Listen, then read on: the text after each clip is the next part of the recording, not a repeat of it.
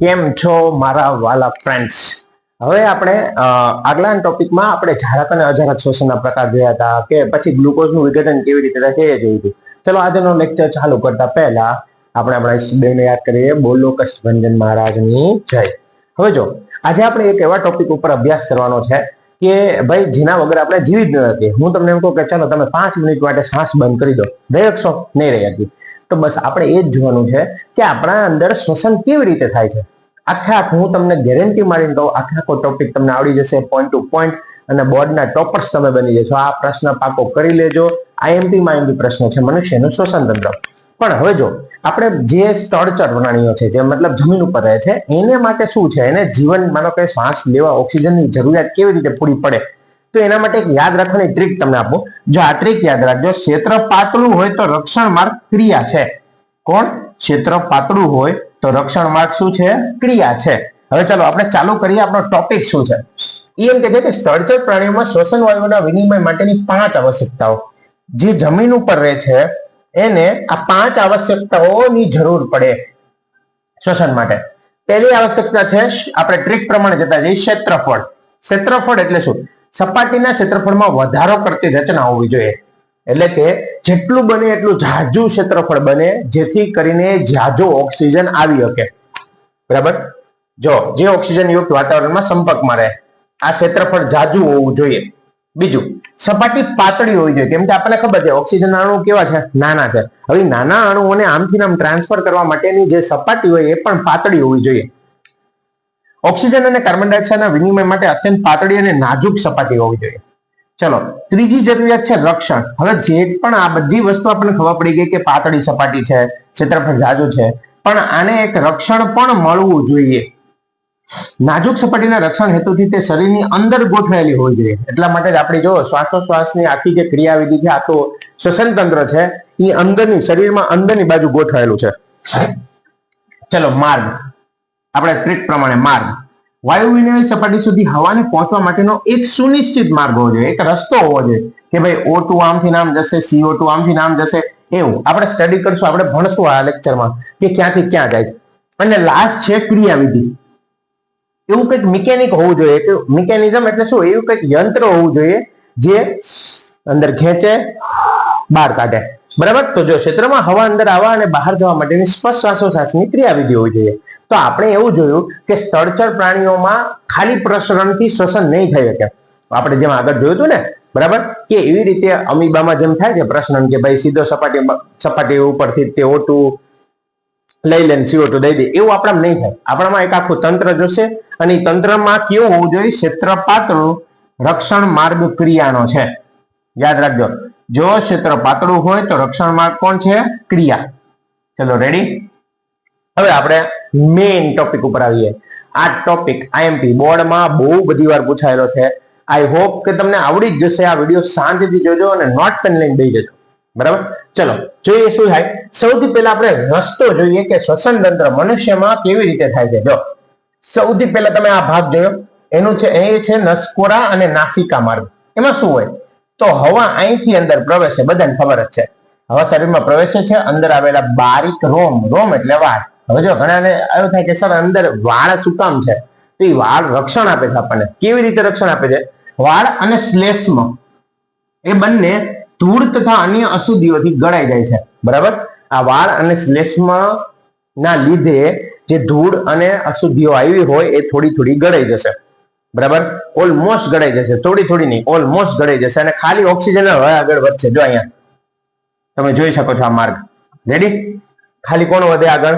Oxygen. ચલો હવે આગળનો ભાગ કહીએ, ગળાના અંગો. ગળા, આ ગળું દેખાય તમને. જો એમાં શું આવે? કંઠ નળી, સ્વરયંત્ર, શ્વાસ નળી. બરાબર? ચલો, શ્વાસ નળી હવાના વહન માટે સળંગ માર્ગ બનાવે. જો આ શ્વાસ નળીમાં એક સળંગ માર્ગ હોય, આમ સીધો. તેમાં આવેલી કાસ્તિમય વલયમય રચનાઓથી હવા પસાર થવાનો માર્ગ ક્યારેય રૂંધાઈ જતો નથી. હવે જો તમે અહીંયા કાસ્તિમય રચના જોઈ રહી છે, જો આ દેખાય આ બધી, એ શું છે? એ તમે ઘણી વાર એવું થાય કે સર ચોક થઈ ગયું, ગળું ચોક થઈ ગયું. ચોક એટલે શું? આ બંધ થઈ જાય. બંધ ક્યારે થાય? કે ઘરે ખાવાનો ડૂચો ભરાઈ જાય ને ઓલમોસ્ટ, ત્યારે મોસ્ટલી એવું થતું હોય. તો આ બંધ ન થાય એનું ધ્યાન રાખવાનું આ કાસ્તિમય રચનાનું છે. કાસ્તિમય એટલે હાડકા જેવું રચના, કાસ્તી. બરાબર? એક હાડકું જેવું રચના હોય છે, પણ વલય આકાર હોય છે. જો બરાબર, સી શેપ નું હોય, સી રિંગ કહેવાય એને. ચલો આટલું થઈ ગયું. હવે આપણા મેન આવ્યા. જો આ દેખાય છે, મેન ભાગ છે આપણો, જેનું નામ છે ફેફસા. ઉરસીય ગુહામાં એક જોડ ફેફસા આવેલા છે. બરાબર, એટલે કે ઉરસ એટલે પેટ, પેટના આટલા ભાગમાં, મતલબ પેટ તો ન કહેવાય, છાતીના આટલા ભાગમાં બે ફેફસા આવેલા હોય છે. હવાનો માર્ગ નાની નળીઓમાં વિભાજિત થઈ અંતે ફુગ્ગા જેવી વાયુ કોષ્ઠોની રચના બનાવે. જો હવે જે આ નળીઓ છે ને, એ છેલ્લે નાના નાના ફુગ્ગા જેવી રચના બનાવે. હમણાં આપણે જોશું આના પછીની સ્લાઇડમાં. બરાબર, એ ફુગ્ગા જેવી રચના છે એને કહેવાય વાયુ કોષ્ઠ. અને એ વાયુ કોષની દિવાલ પર રુધિર કેશિકાઓની વિસ્તૃત જાળી હોય, અને અહીંયા ઘણી બધી રુધિર કેશિકાઓ હોય.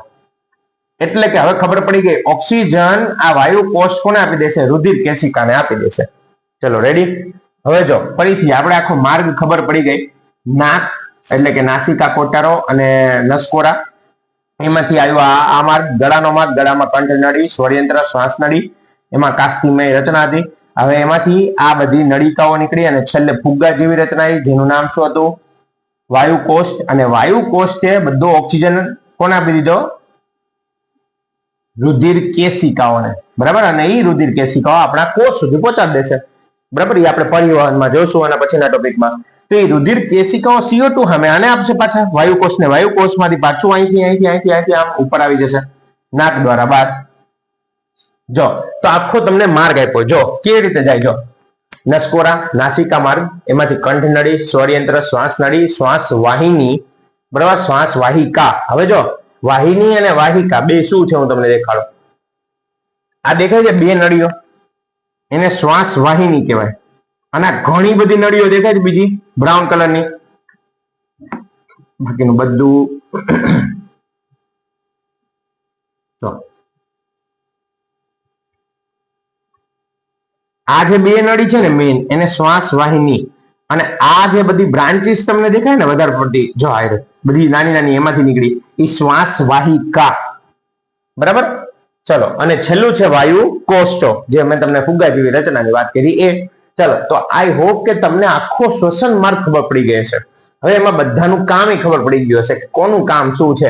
અને બહુ નાનો ટોપિક છે, ખાલી આકૃતિ થોડીક અઘરી પડશે તમને, બાકી બહુ નાનો ટોપિક છે. આમાં કઈ લખાણમાં એટલું બધું છે જ નહીં. ચાલો, હવે આપણે જ્યારે પણ પરીક્ષામાં પ્રશ્ન પૂછાય અને એવું લાગે કે 4 માર્કમાં નાનો પડશે, બરાબર, તો તમારે શ્વાસોશ્વાસની ક્રિયાવિધિ પણ સમજાવી દેવાની. હવે આપણે છેલ્લો એક પોઈન્ટ જોયો તો કે ક્રિયાવિધિ જોશે. યાદ આવ્યું કઈ? રક્ષણ કાર્ય છેલ્લે હતું ને, રક્ષણ કાર્ય. આપણે જો આગળ જ જોયું હતું. જો રક્ષણ માર્ગ ક્રિયા, સોરી, રક્ષણ માર્ગ ક્રિયા. એ ક્રિયાવિધિ સમજવાની છે કે કેવી રીતના O2 અંદર જાય, કેવી રીતના CO2 બહાર નીકળે. હવે જો આ આપણા બોડીમાં જેમ કે રુધિરને વહન કરવા માટે એક હાર્ટ છે જે પંપ કરી રાખે, એવી રીતના તે શ્વાસ અંદર લેવા અને શ્વાસ બહાર કાઢવા, મતલબ O2 અંદર આવે અને CO2 બહાર નીકળે, એના માટે પણ એક આખું મિકેનિઝમ છે. ચલો જોઈએ. આ તમે જોયું છે. જો આ ફેફસા એક આ જે તમને દેખાય છે રક્ષણાત્મક આવરણ છે આ, બરાબર, જેને આપણે પાંસળીઓ કહીએ, ખબર હોય તો. બરાબર, તો પાંસળીઓ ઉપર તરફ ખેંચાય. જો તમે શ્વાસ અંદર લો તો છાતી ફૂલાય, છાતી ફૂલાય એટલે પાંસળીઓ ખેંચાય, આમ ઉપરની તરફ ખેંચાય. ઉરોદર પટલ કેવો બને? ત્યારે ચપટો બને. જો આ ઉરોદર પટલ દેખાય નીચે, આ ચપટો થઈ જાય. બરાબર, અને ઉરસીય ગુહાનો વિસ્તાર વધે. ઉરસીય ગુહા એટલે અહીંયા વચ્ચેની જગ્યા, આ જગ્યા તમારી વધે. વધે એટલે હવે બહારથી કોક અંદર આવશે અને હવા ફેફસામાં દાખલ થાય. તો આખો તમને એમને ખબર પડી ગઈ, ઉરોદર પટલ ચપટો થઈ જાય, આ છાતી ફૂલાય, બરાબર, એટલે કે પાંસળીઓ ઉપર તરફ ખેંચાય, ઉરસીય ગુહાનો વિસ્તાર વધે. પરિણામે વાયુ કોષ્ઠોમાં CO2 મુક્ત થાય અને O2 ગ્રહણ થાય. જો આવ્યું O2 આવે અંદર, બરાબર, અને CO2 જતો રહે બહાર. હવે ઊંધું કરી નાખવાનું.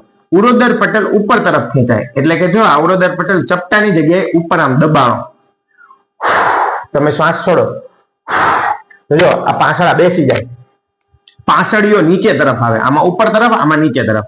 ઉરસીય ગુહાનો વિસ્તાર ઘટે. જો આ વિસ્તાર ઘટ્યો તો અંદર ફૂલાણ થયું, મતલબ જગ્યા ખાલી થઈ ગઈ અને હવા ફેફસામાંથી બહાર નીકળે. તો આખું મિકેનિઝમ છે, આ મિકેનિઝમ યાદ રાખવાનું છે. બરાબર. ફેફસા હંમેશા કેટલીક હવાનો જથ્થો જાળવી રાખે છે જેથી O2 શોષવા અને CO2 મુક્ત કરવા પૂરતો સમય મળી રહે. ફેફસામાં અમુક O2 અને CO2 થોડુંક પડેલું જોઈએ, જેથી કરીને ક્યારે પણ એવું ન થાય કે માનો કે કોક વાર એવું થયું કે O2 આવ્યો જ નહીં, તો એ થોડોક જથ્થો હોય ઓલરેડી પડેલો એ મુક્ત લઈ શકે અને મુક્ત કરી શકે CO2. ચલો, તો આઈ હોપ કે તમને આ બધી જ ખબર પડી ગઈ છે. આપણું આખું શ્વસન તંત્ર સમજી લીધું એકદમ મસ્ત રીતે. પણ હવે તમને એક વસ્તુની ખબર છે કે માનો કે આ ઓક્સિજન છે એ આ જે પદ્ધતિથી જાય છે ને અંદર શ્વાસ લેવાને, તો નાકથી લઈને મતલબ વાયુ કોષથી લઈને શરીરના કોષ સુધી પહોંચતા, પગના અંગૂઠા સુધી પહોંચતા, નાકથી લઈને પગના અંગૂઠા સુધી પહોંચતા એને 3 વર્ષ જેવું થઈ જાય. કેટલા? 3 વર્ષ. વિચારો, આ આટલો બધો ટાઈમ લગાડે. તો હવે આપણી પાસે કઈ એવું છે એ આપણે હમણાં જોઈએ. પણ આપણે હમણાં એવી વાત કરી હતી કે સર ક્ષેત્રફળનું શું જરૂર પડે, આપણે તો આટલી નાની જગ્યા છે તો આમાં વાયુ કોષો નું ક્ષેત્રફળ જાજુ એવું કેવી રીતે કહીએ છીએ? તો એનું પહેલા સમજી લેજો. વાયુ કોષો વિનિમયનું વિશાળ કેન્દ્ર. જો શ્વાસ વાહિકાઓના છેડે આવેલી ફુગ્ગા જેવી રચનાઓને વાયુ કોષ કહેવાય. મેં તમને કીધું હતું ને ઓલી નળીઓ, બરાબર, ઘણી બધી, એમાંથી છેલ્લે આવી રચના હોય. જો આ ફુગ્ગા જેવી દેખાય છે અંદર બલૂન જેવું ગોળ ગોળ, બરાબર. તેઓ ઓક્સિજન O2 અને CO2 ની આપલે માટે વિસ્તૃત સપાટી પૂરી પાડે. હવે કે આટલું નાની સાહેબ, આટલું નાનું કેવી રીતના સપાટી પૂરી પાડે? તો એ એવું કે છે, જો વાયુ કોષોની સપાટી વિસ્તૃત કરે એટલે કે તમે આમ ખોલી નાખો ને તો 80 મીટર વર્ગ જેટલી સપાટી બને એની. એટલે વિચાર કરો, આ એક રૂમ જેટલી એની સપાટી થઈ જાય, એક રૂમ જેટલી. બરાબર. રુધિર કેશિકાઓને વિસ્તૃત જાડી રચના આવેલી હોય છે અને આવી રીતના રુધિર કેશિકાઓ એની સાથે જોડેલી. જો આ જો દેખાય છે લાલ કલરની, બરાબર. એ લાલ કલરની રુધિર કેશિકાઓ મતલબ O2 એને મળી જશે, અને જો આ વાદળી કલરની રુધિર કેશિકાઓ એમાંથી CO2 આને મળશે. બરાબર. એવું હોય ને, આપણે આવશે આગળ ભણશું, જોજો.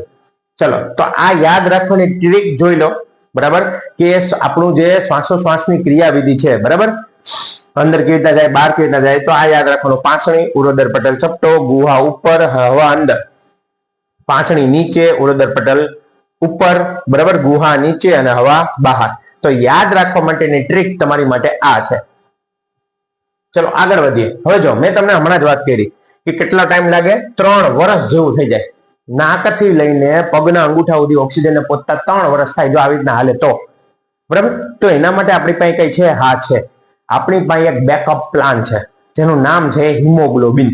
બરાબર. એ હિમોગ્લોબિન ને શું છે ખબર છે? ઓક્સિજન માટે એટ્રેક્શન બહુ સારું છે, અને એટ્રેક્શન બહુ સારું છે એના લીધે એ બધું ઓક્સિજન પોતે સ્ટોર કરીને રાખે છે.